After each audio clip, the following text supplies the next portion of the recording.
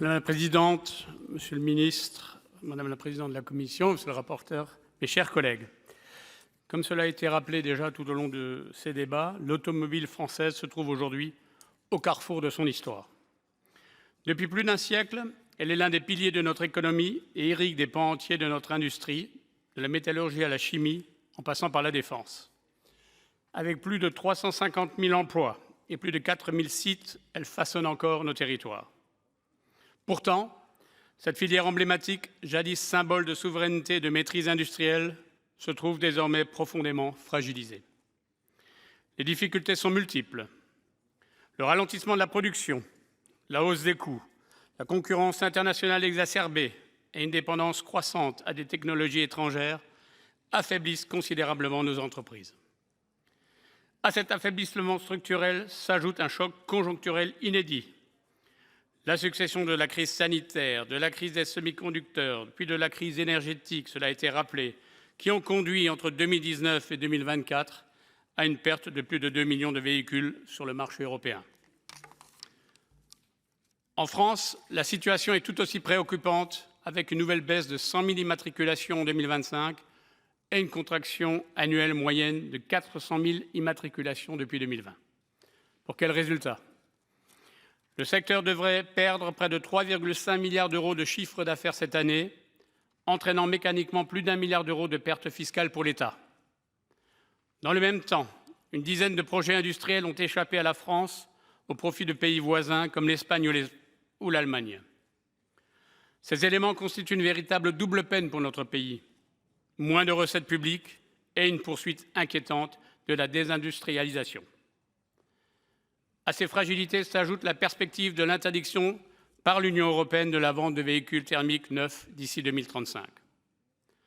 Cette échéance impose des investissements colossaux aux constructeurs, alors même que le marché ne parvient plus à absorber les volumes qui permettraient de financer cette transition.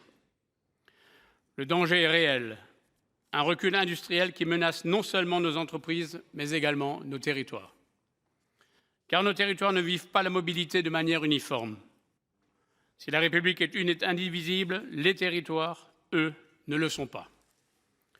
Dans nos zones rurales et périurbaines, l'automobile n'est pas un choix, mais une nécessité quotidienne, faute de transports collectifs suffisants ou accessibles. Pour ces millions de Français, la voiture est la condition même de l'autonomie. Une transition mal pensée, imposée indistinctement, risque de créer une nouvelle fracture territoriale qui deviendra, à terme, une fracture sociale. La voiture électrique peut être un levier essentiel pour réduire nos émissions, mais sa démocratisation exige du pragmatisme. Son coût demeure trop élevé pour une grande part des ménages et les infrastructures de recharge sont encore insuffisantes, inégalement réparties, parfois inexistantes là où on en aurait le plus besoin. S'y ajoute une vulnérabilité stratégique, notre dépendance à l'Asie pour 80% des batteries, qui met en péril notre souveraineté technologique. À ces difficultés industrielles se superpose une autre réalité, propre à notre cadre législatif récent.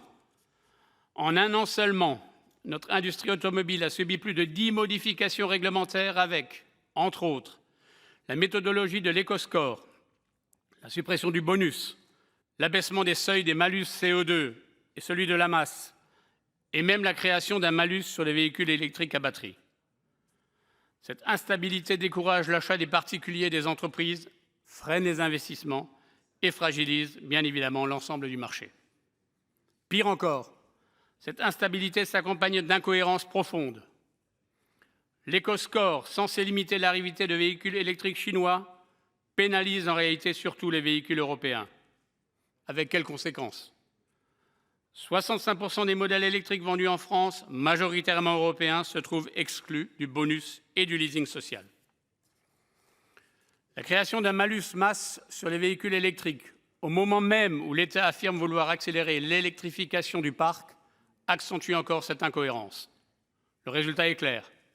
La France connaît un ralentissement de l'électrification de son parc roulant, alors que la plupart de nos partenaires européens progressent de près de 15%. À cela s'ajoute un retrait budgétaire de l'État, plus discret, mais tout aussi significatif.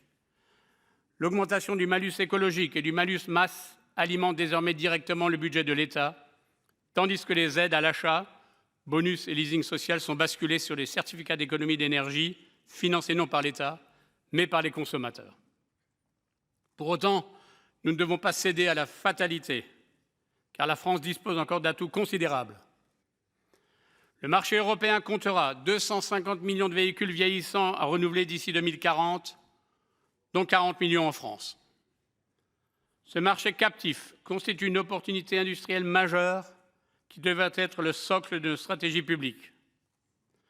Nous n'avons pas besoin de nouvelles subventions, mais d'un cadre stable, cohérent et fondé sur une concurrence loyale au sein de l'Union européenne. Monsieur le ministre, les choix que nous ferons détermineront notre capacité à préserver nos emplois, renforceront notre souveraineté et maintiendront l'équilibre de nos territoires. Réussir cette transition, c'est garantir que personne ne soit laissé au bord de la route. Je vous remercie.